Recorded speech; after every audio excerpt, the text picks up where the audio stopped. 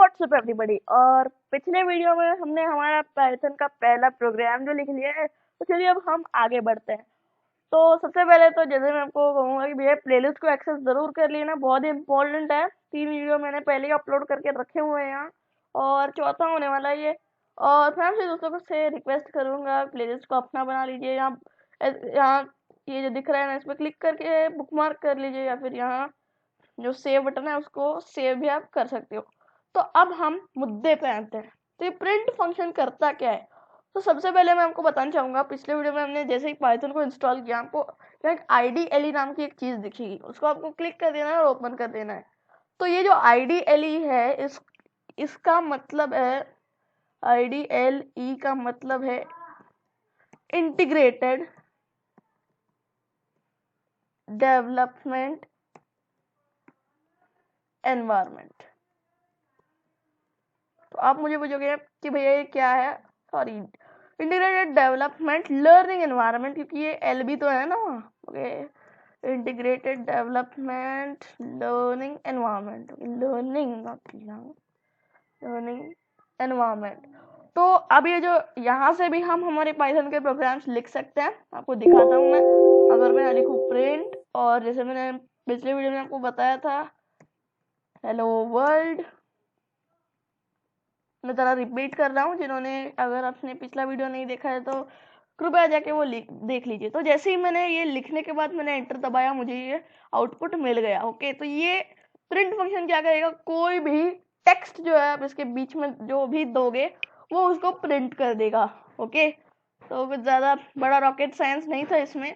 और आज के इस वीडियो में हम एक बहुत ही इम्पोर्टेंट टॉपिक के बारे में बात करने वाले हैं, वेरिएबल्स। तो चलिए मैं मेरे IDLE को क्लोज कर देता हूँ, और मैं मेरे पाइचार्म में आके या मैं एक नई फाइल बना देता हूँ सबसे पहले, क्योंकि नई फाइल तो बनानी पड़ेगी। मैं यहाँ एक नई पाइथन फाइल बनाऊंगा, tut2 tutorial2, और ये बन रही है। मैं रुक जाऊंगा। तो पिछले वीडियो में मैंने सब कुछ बता दिया था, मैं चीज़ों को अब रिपीट नहीं करूंगा सिंपली। ओके, तो अब क्या है वेरिएबल्स? सबसे पहले मैं यहाँ लिख देता हूँ वेरिएबल्स इन पाइथन। ओके, तो पाइथन में वेरिएबल्स का मतलब क्या होता है वो जरा हम समझेंगे। पहले मैं इसको हटा देता, नहीं तो ये मुझे एरर दे देगा। ओके, तो समझो भैया कि आप समझो आप बाहर जा रहे हो, आपने क्या लाया, फ्रूट्स लाए हैं। क्या लाया आपने? फ्रूट्स लाए हैं। और आप उन फ्रूट्स का क्या करोगे? आप उनको कहीं तो स्टोर करोगे। कहाँ स्टोर करोगे? आप उनको स्टोर करोगे बास्केट में, लेट्स से फ्रूट बास्केट में। समझो आपने मसाला लाया है, आप उसको किस में स्टोर करोगे? किसी कंटेनर में तो स्टोर करोगे ही करोगे, नो शक हियर। एंड अब ऐसी बहुत सारी चीजें जो आप स्टोर करते हो किसी भी चीज को, तो वैसे ही वेरिएबल्स क्या करते हैं, वैल्यूज को स्टोर करते हैं उनमें। तो वेरिएबल में क्या होता है, हमें सबसे पहले वेरिएबल का नाम लिखना पड़ता है, फिर इज इक्वल टू लगा के हमें उसकी वैल्यू लिखनी पड़ती है, ये उसकी वैल्यू।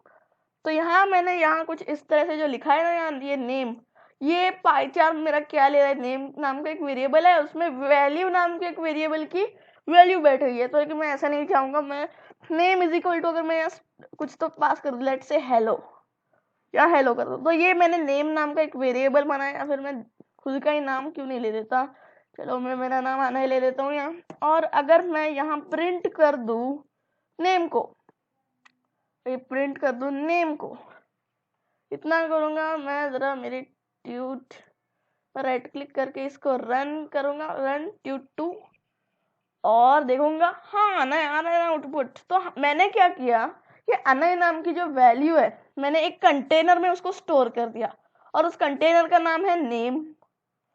तो अगर मैं यहाँ कुछ इस तरह से कर सकता हूँ।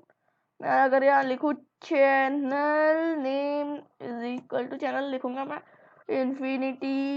इन्फिनिटी काउट, कुछ इस तरह से। और अगर मैं यहाँ लिखूँ प्रिंट चैनल, तो ये चैनल को प्रिंट नहीं करेगा, चैनल में जो वैल्यू है वो उसको प्रिंट कर देगा।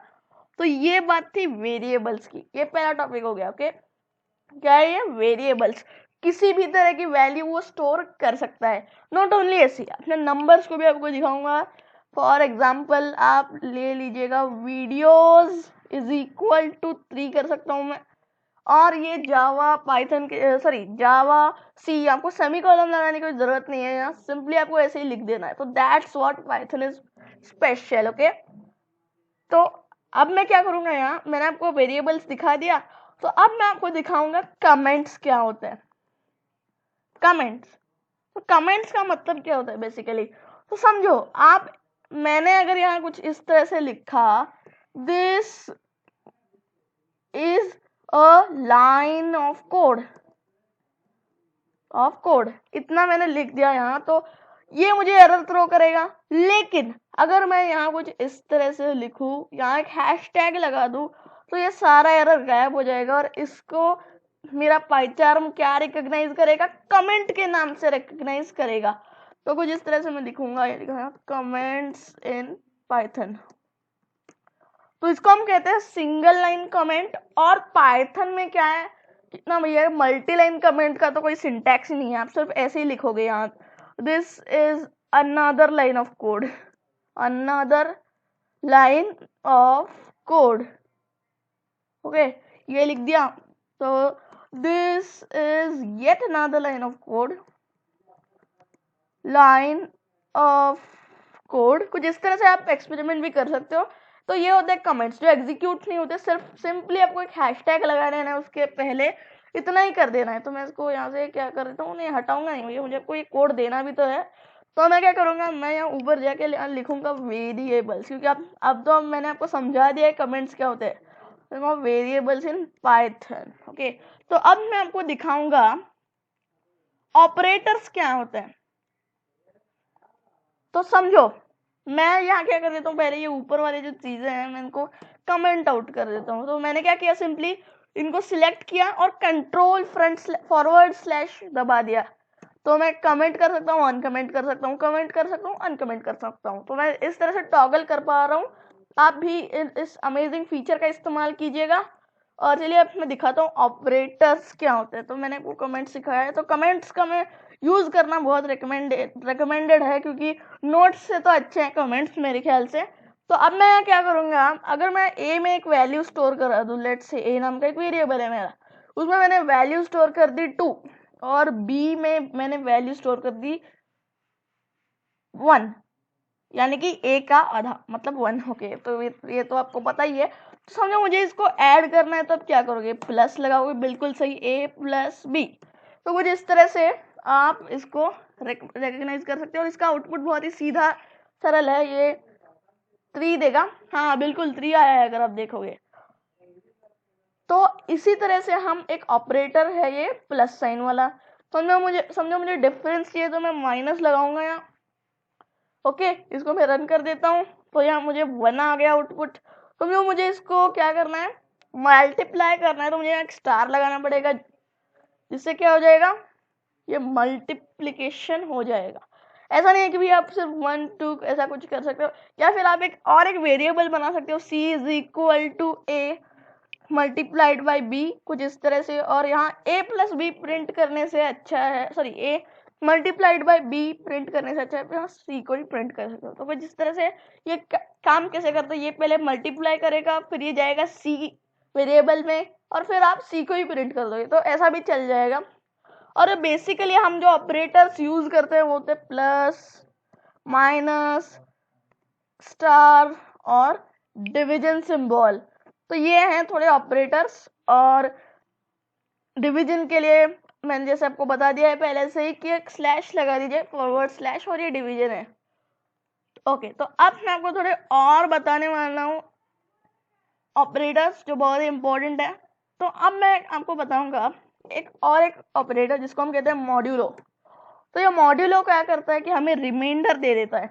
यहाँ मैं लिख भी लेता हूँ ताकि आपको समझ में आए, gives the reminder, gives the reminder. Okay, ये कोड आपको डिस्क्रिप्शन में मिल जाएगा, चिंता का कोई विषय नहीं। और अब मैं अगर यहाँ स्लैश की जगह एक मॉड्यूलस लगा दूँ, तो अब अब अगर मैं आपको दिखा दूँ ये तो 0 आएगा क्योंकि इसका रिमाइंडर 0 है। ओके, तो ये डिवीजन साइन आपको क्या करेगा, सिर्फ कोशेंट देगा। ओके, तो अब मैं लिखूंगा, सब कुछ लिख कर देता हूँ, गिव्स द सम, यहाँ मैं लिखूंगा गिव्स द डिफरेंस